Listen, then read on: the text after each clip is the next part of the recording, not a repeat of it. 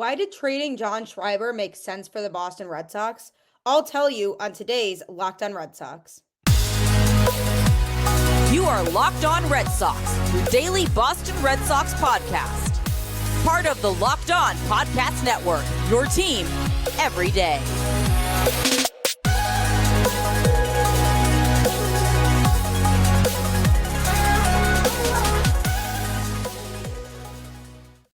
Hello and welcome to Locked on Red Sox, your daily Boston Red Sox podcast, part of the Locked on Podcast Network, your team every day. I'm your host, Gabby, former ESPN social media associate and current host of the Boston Balling podcast, and I am here to bring you the latest in all things Boston Red Sox Monday through Friday, straight to your favorite podcast feed for free. And honestly, if you don't love free and want to take advantage of it, then you're just weird. So check out Locked on Red Sox. Locked on is your team every day. Today's episode is brought to you by FanDuel.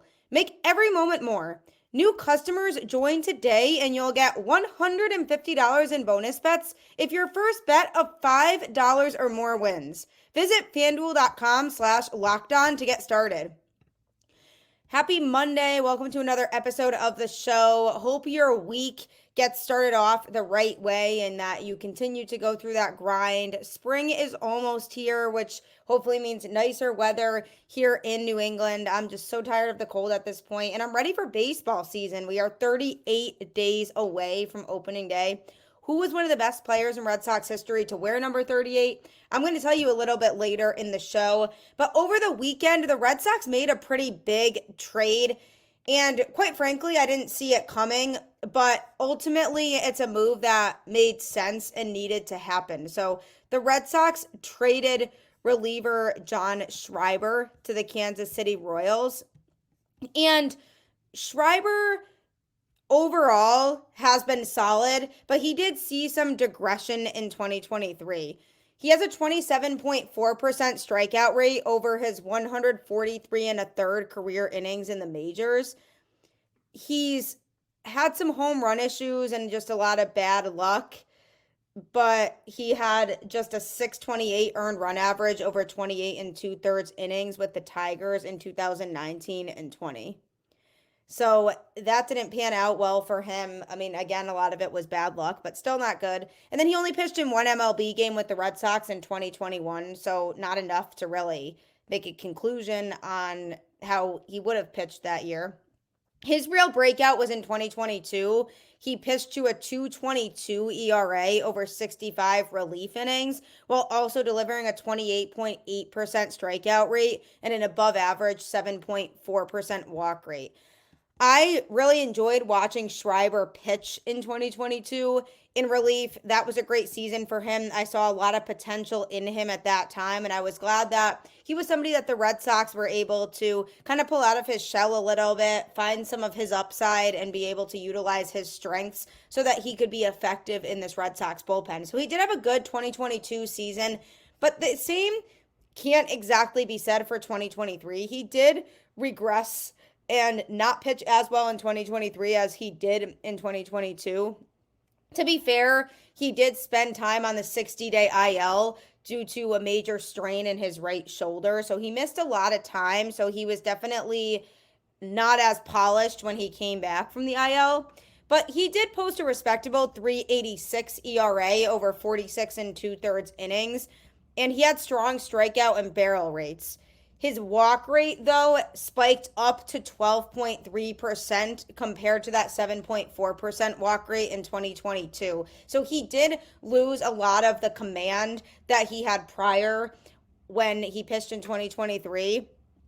His sinker was so effective in 2022. It was one of his best pitches. But this past season, it was less effective than it was the previous year. Batters had a 395 WOBA against his sinker in 2023 as opposed to a 245 WOBA in 2022. So that's a pretty big difference. His effectiveness on that pitch just wasn't there as much in the 2023 season.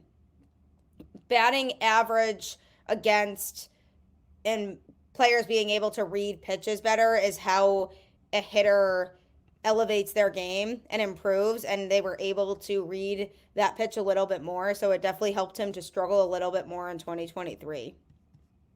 So one thing that makes sense about this trade for Boston is that Schreiber definitely still has some solid stuff, but do we know how long it's going to be? I mean, he's turning 30 and he did spend time on the IL, like I talked about, with an injury. So being able to stay healthy at this point in his career is definitely something the Red Sox would have to think about and keep in mind if they had kept him on the team. Is how much is he going to be able to pitch in 2024? Is he going to be able to be reliable from season's start to season's end? Is he going to be a pitcher that could come out of relief and be consistent?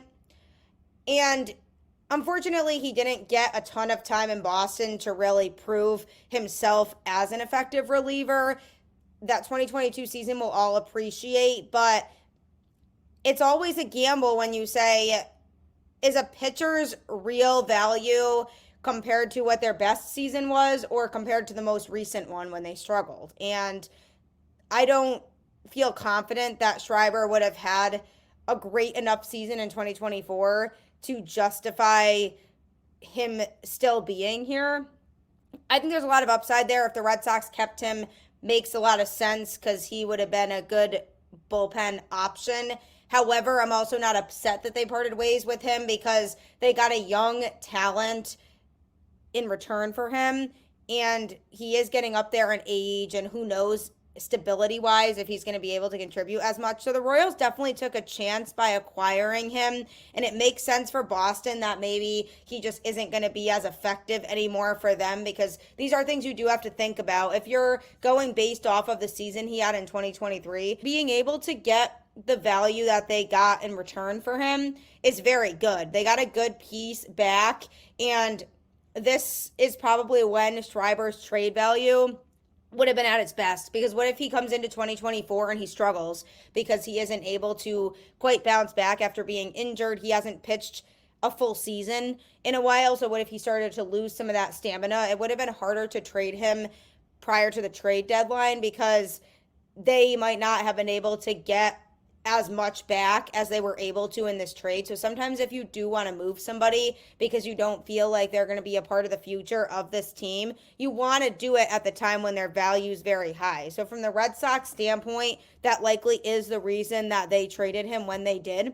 And another reason why is they were able to acquire a young pitcher in the deal, and it might make some people upset because Craig Breslow hasn't really made a ton of big moves so far in his time here. He's made a lot of lateral moves. The team isn't really much better than they were last year. So this seems like, to some fans, maybe they're getting rid of somebody who had the potential to be a good piece in the bullpen now for a potential future piece. And why is that? The Red Sox in the deal acquired right-handed pitching prospect David Sandlin from the Royals.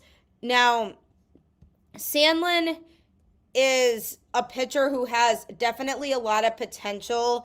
He's a righty who turns 23 next week and has a 3.41 ERA and an outstanding 32.38% strikeout rate in 68 2/3 career minor league innings.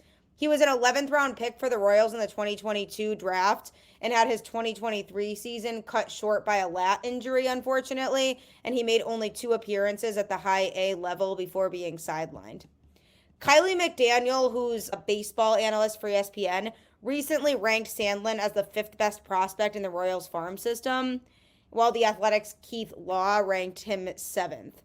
Baseball America was a little less high on him. They only ranked him 20th, but still felt like he could develop into at least a good reliever based on his 2 primary pitches, which are a high 90s fastball and a plus slider. You can be an effective reliever with 2 very strong pitches and then a third one that is a little bit weaker that you can still hone in on, because if you're a reliever, you don't need to have nearly as much of a wide variety of a pitch selection on your resume as you do as a starter. So he could get away with having 2 very strong pitches, and he could work to perfect those and could be effective But the question becomes, will he continue to get better with those pitches? If he can develop a changeup and curveball, he can maybe eventually be in the rotation. But this is such a wild card for Boston because he hasn't pitched at the major league level yet. So both teams kind of took chances in this deal. From Boston's perspective, they probably see Sandlin as somebody that they're intrigued to work in their farm system, see what he can do and how he can develop, and hopefully get him to the point where he could be later on an effective piece in the Red Sox bullpen. And there could be an argument made that the Red Sox might be selling high on John Schreiber in this deal. But Kansas City was willing to take the risk for a reliever who is just a few weeks shy of his 30th birthday and is arbitration controlled through the 2026 season. Schreiber actually did have a 2.12 ERA in 17 innings before his IL stint and a 4.85 ERA in 29 and 2/3 innings after returning. So the Royals might view his struggles as just a result of his injury and the time off that he took for the injury. But if he gets back to his 2022 form, that's a great strikeout arm that the Royals can utilize in high leverage situations out of their pen. And as for the Red Sox, I mean, Sandlin is definitely somebody that they're taking chances on. He obviously is well respected among the baseball community and the analysts who compare prospects. So there's definitely some upside there, I'm sure. But you don't really know how a prospect is going to pan out. And the Red Sox probably see something in him that makes them feel confident that maybe he will pan out. But we'll have to see what happens. Ultimately, at the end of the day, if the Red Sox were going to move Schreiber, now was the time to do it. And I'm hoping it makes room for another signing that the Red Sox are in the works on, maybe for a pitcher who they see has a little bit more potential at this point in his career to contribute to this team. So we'll see what happens there. Definitely not a trade I expected to happen, but one that makes sense to me. And I'm excited to see Sandlin's potential and ability. I don't think we should write off his potential to be a solid pitcher in this organization, but you just never know. So the Red Sox were willing to take the chance, and hopefully the chance pays off for them. What does this trade show about the overall offseason message by the Red Sox front office? I'll be diving into that next. FanDuel is absolutely the place for you if you're thinking at all about getting into sports betting, or you're really hooked on it but want to find ways to win more money. Get buckets with your first bet on FanDuel, America's #1 sportsbook, because right now new customers get $150 in bonus bets with any winning $5 bet. That's $150 if your bet wins. Bet on all your favorite NBA players and teams with quick bets, live same-game parlays, exclusive props, and more. Just visit FanDuel.com/lockedon and shoot your shot. FanDuel, official sportsbook partner of the NBA. I've seen my fiance win a lot of money with FanDuel, so if you want that to be your life, then you absolutely should check it out today. Also, you should check out Locked On Sports today, as Locked On has launched the first ever national sports 24/7 streaming channel on YouTube. And now it's also available on Amazon Fire TV in the free Fire TV channels app. Locked On Sports Today is here for you 24/7, covering the top sports stories of the day with the local experts of Locked On, plus our national shows covering every league. Find Locked On Sports Today, now available on the free Fire TV channels app, or you can subscribe on YouTube. It's very exciting for Locked On. No other network has this, so now is your chance to stay caught up in everything going on in sports without having to sit and scroll through Twitter and have that take up so much time, because it is time consuming. So check that out today as well. The Boston Red Sox moved reliever John Schreiber to the Kansas City Royals in exchange for a pitching prospect in David Sandlin, who is ranked very high up in the Royals farm system in terms of their pitching arms. So that's a promising sign. This could work out very well for the Red Sox if he ends up developing into the type of pitcher and player that a lot of reporters and analysts are expecting him to turn into, then this will look like a big steal for Boston because John Schreiber was on a bit of a decline. And if they had a trade partner willing to take the risk on Schreiber at this point in his career, there's no reason why the Red Sox shouldn't have done it. Now, you look at the Red Sox bullpen and say it feels like there still might be a hole there because Schreiber not being part of the bullpen is making you wonder, who's going to fill in that missing piece when he's not pitching. Because 2022 was a great season for him. 2023, not so much. He was also injured. But you have to wonder, what's the Red Sox plan for moving on here and for making sure this bullpen is ready for opening day. And the primary message that I'm getting from the Red Sox front office based on this trade and the return that they got is the Red Sox are fully focused on the future right now. The front office does not see 2024 as a contending year, although I think they have the potential, if all goes right, to be better than people think. But the thing that really frustrates me is lying to the fans and people around the Red Sox community about your goals for the upcoming season. If the goal for the upcoming season was to compete, the Red Sox would have been making bigger moves than they have made already so far.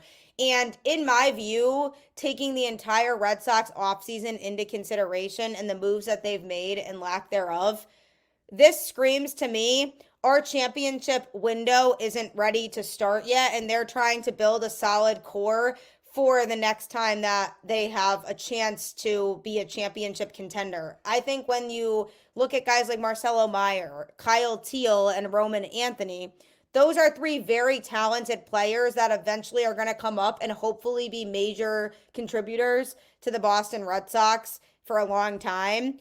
And I think Red Sox ownership and anybody else in the front office who has a say in how the offseason is going to look and what types of moves are going to be made, a lot of those people, to me, seem to feel like those guys are worth building around and they are going to be the future of the franchise. So there's no point in making a lot of big moves right now, blowing payroll and trading some of this young talent to then basically force open a championship window that isn't there. In the eyes of Craig Breslow and John Henry and Sam Kennedy and company, I truly believe that they have their eye fully on like 2025, 2026. What players on this team are going to be contributors then? Because it explains why they traded Chris Sale. He's nearing the end of his career. He hasn't been able to stay healthy. Why would they keep him around for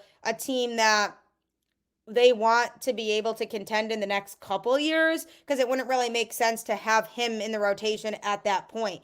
Trading John Schreiber, got a really young, talented prospect in the deal who hopefully can come in and be a big contributor in the minors. And trading Alex Verdugo because of the surplus of outfielders and his attitude problems with Cora and the tension there. Obviously, him staying might have caused some issues in the clubhouse or just with Cora in general, and they don't want to throw off what they're trying to do there. So a lot of these moves that they're making are trading players who have been a pretty big contributor in the last couple seasons for Boston that they then feel like in the next couple of years aren't part of that long-term picture. And I think the Red Sox eyes right now are fully focused on a long-term. Who should be on this team when it comes to the time when Meyer, Teal, and Anthony come up to facilitate and lead this team in the direction they're going in? What players do we see being a part of that puzzle, and what players do we not see being a part of that puzzle? And if they had come out and said that earlier on before the offseason started, or even right at the beginning of the offseason, people would have so many different expectations of how they wanted this offseason to go, because early on they set the tone and gave off the impression that they were going all in this offseason to build a competitive team for 2024. But if they were honest and said, look, we see us as a rebuilding team right now. We still need to get a lot of pieces in place to build a core and build the framework for a championship caliber team down the road. I would have respected that a lot more if they came clean and said that, because that mentality is what matches the way they've gone about this offseason. Not going into the offseason saying we're going full throttle this offseason, we really want to contend in 2024, to then make moves that really seem like the team's trying to get younger and develop guys internally, because their priorities have changed. It's simple. Red Sox ownership's philosophy now seems to be, we just want to load up on talent that we can develop through our system and develop them the right way, which in theory is great. You want to trust guys in your farm system, but you need to have the right system and mechanism to be able to develop those types of guys. And I think they see this coaching staff that they have now and this little revamp they've done of some of these coaches. I think they see that as a way to improve the development of some players at the younger levels to eventually come up to the majors and contribute. And if I'm looking at the Red Sox and what I know about them, they've never really fully been this way. They have had talent that has come up through their system and succeeded, but they've also been willing to go out and spend money on high caliber talent. My question is, will they go back to being willing to spend money on high caliber talent in the next couple seasons when they have those young guys up that are going to be the framework of the team moving forward? Are they then willing to spend money on some key free agents to surround those guys with? It's hard to say for sure. Or are they going to be fully in the mindset of Tampa Bay Rays 2.0, where they're trying to just develop everybody through their system and hope that they can win a championship out of it? I mean, the Rays have been competitive within the AL East now for a while, but they've never been able to succeed in the postseason.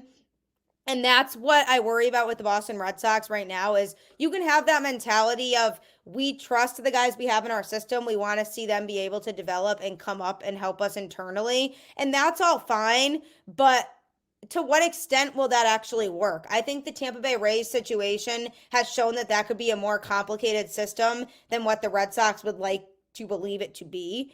But I truly feel like this John Schreiber move and the return the Red Sox got kind of cemented more of that idea to me, that Boston isn't really aiming to be a competitive team in 2024. They're focusing on the future. They're focusing on surrounding the team with the right guys who will help aid the team when you have that quote unquote big three coming up in Anthony Meyer and Teal. So ultimately, again, if that's the mentality, trading John Schreiber makes sense, because you don't want somebody who's turning 30 and is kind of on a decline that we saw in 2023 coming out of the bullpen, hoping he returns to 2022 form. And if he does, how long will he be in 2022 form for? You don't want that type of player in your bullpen in that scenario. You're looking for more, okay, who can we develop that can be a long-term piece down the road and continue to be successful? So I'm actually not mad about the Schreiber trade. The return, we're not going to know yet how good it actually is. I mean, there's been good reports on him, but there's no way to know how he's going to develop and how he's going to improve within the Red Sox system. So, I mean, we'll see how this mentality goes for them. I just wish they were more open about it to begin with, so that people's expectations were different. They are trying to get younger. They're trying to get pieces that they can develop in their system. And that seems to be their primary goal right now when they're approaching these meetings with other teams and they're making these offseason trades. So Breslow, I still trust. I'm hoping that a lot of these guys pan out that he's acquired in these trades, but it's definitely frustrating that the Red Sox, yet again, like they've been doing the last few years, have failed to be transparent with us and have set unrealistic expectations. So we'll see what happens with it. But we are 38 days away from opening day. And coming up, I'm going to be telling you a notable player to wear number 38 for the Boston Red Sox. I literally don't know anything about cars. I really just struggle with a lot of the terminology and how you're supposed to fix your car if there's something wrong with it. And because of that, I rely a lot on eBay Motors. It's super helpful and it will help get you the car parts you need. Passion, drive, and patience. What brings home the winning trophy is also what keeps your ride or die alive. eBay Motors has everything you need to maintain your vehicle and level it up to peak performance. From superchargers, roof racks, exhaust kits, LED headlights, and more. Whether you're into speed, power, or style, eBay Motors has got you covered. With over 122 million parts for your number one ride or die, you'll always find exactly what you're looking for. And with eBay Guaranteed Fit, your part is guaranteed to fit your ride every time or your money back. Because with eBay Motors, you're burning rubber, not cash. With all the parts you need at the prices you want, it's easy to turn your car into the MVP and bring home that win. Keep your ride or die alive at ebaymotors.com. Eligible items only, exclusions apply. eBay Guaranteed Fit only available to U.S. customers. eBay Motors honestly is great. It's not just saying that. It's helped me out of so many situations, so it can definitely help you too. You know what also can help you is keeping up on the latest in all things sports, and that's where Locked On Sports Today has you covered. Locked On has actually launched the first ever national sports 24/7 streaming channel. It's available on YouTube and also on Amazon Fire TV in the free Fire TV channels app. So if you go to Amazon Fire TV, you can find the Locked On Sports Today channel. And basically, it's all of our local experts of Locked On, plus our national shows covering every league, and everybody's constantly keeping you updated on everything going on in sports. So you don't have to worry about missing anything, and that's what's so great about it. So if you subscribe to Locked On Sports Today, you'll never have to worry about missing out on anything. We are 38 days until opening day, and in honor of that, a notable player to wear number 38 for the Boston Red Sox was Curt Schilling. Shortly after his trade to the Red Sox, he boldly announced in a commercial that he arrived to break an 86-year curse, and sure enough, he did help to do that. He pitched so well in the 2004 postseason, and it was really fun to watch. He's been a very successful pitcher in his career. He finished his career with a 3.46 ERA and a record of 2.16 and 1.46 over 569 games played. He also recorded 22 saves because he did pitch in relief sometimes as well. But he pitched a total of 3,261.0 innings and struck out 3,116 batters in that time. He helped lead the Philadelphia Phillies to a World Series appearance in 1993 and won championships in 2001 with the Diamondbacks, and then those two World Series championships with the Red Sox in 2004 and 2007. He was named a co-winner of the World Series MVP in 2001 with the D-backs.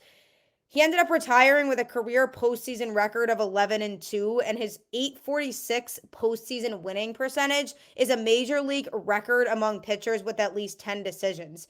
He's a member of the 3,000 strikeout club and has the highest strikeout to walk ratio of any of its inactive members. He is tied at third place for the most 300 strikeout seasons. After retiring, Schilling founded Green Monster Games, which was renamed 38 Studios. The company released Kingdoms of Amalur: Reckoning in February 2012. 3 months later, they laid off their entire staff because they were having severe financial troubles. As a radio personality, Schilling was signed by the Howie Carr Radio Network to do a Saturday morning politics and sports show. So he kind of did a lot. He was a commentator on air and also played baseball and just absolutely dominated in the league.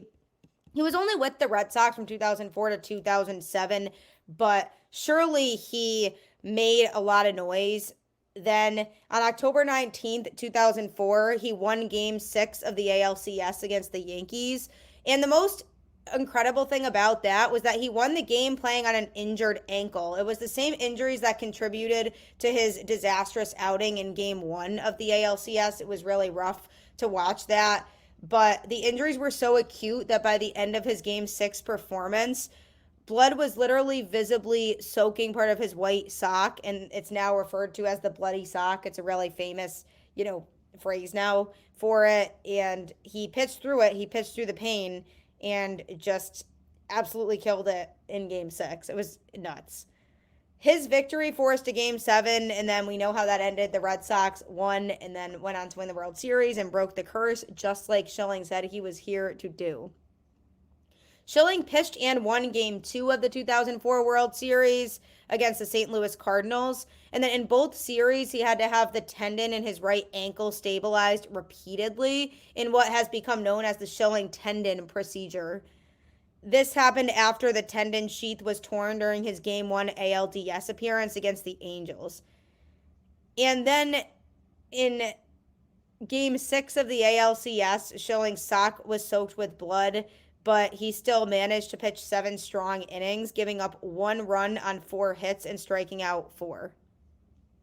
This second bloody sock was placed in the Baseball Hall of Fame after Boston's victory over St. Louis in the World Series. A 4-game sweep of the World Series then erased the curse. And on February 23rd, 2013, the first bloody sock was sold at a live auction for $92,613 to an anonymous bidder at the Fletcher Sinclair Mansion. It's actually interesting, like, how famous this actually became.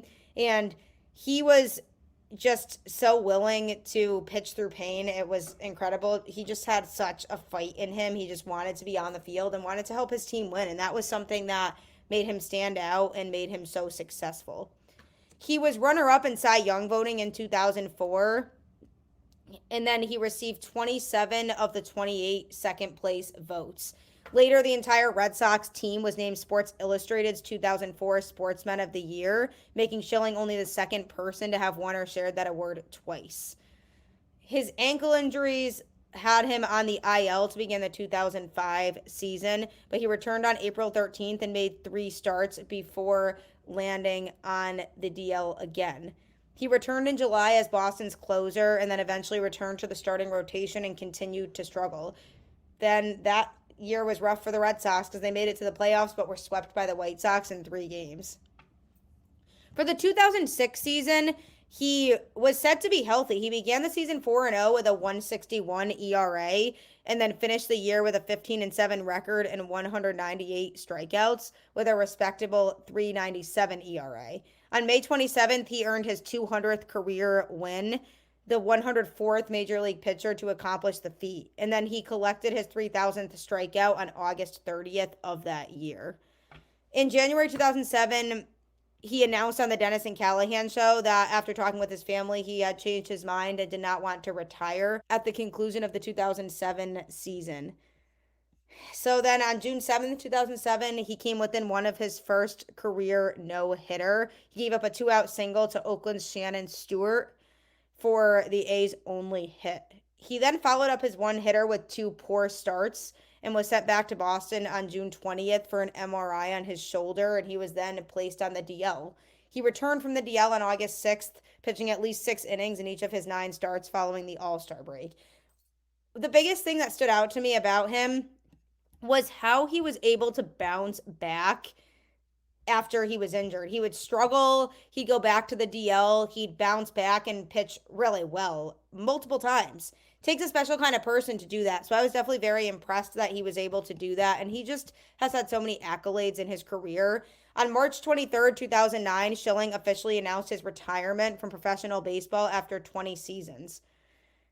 He was selected to the Boston Red Sox Hall of Fame in 2012. And then on August 2nd, 2013, he was inducted into the Philadelphia Phillies Wall of Fame. Another great player to play in Boston. I mean, so many classic players to play here. I just wish the Red Sox could get back to having players on the team that we'll remember forever that were just absolute legends. So maybe in a few years we'll say we have guys who have the potential to be that way, but it's definitely not the same feel for the Red Sox in 2024 as it was in 2004. Absolutely not. But that being said, as always, we still have to try to keep the faith as much as we can. Go Red Sox, and I will catch you on the flip side.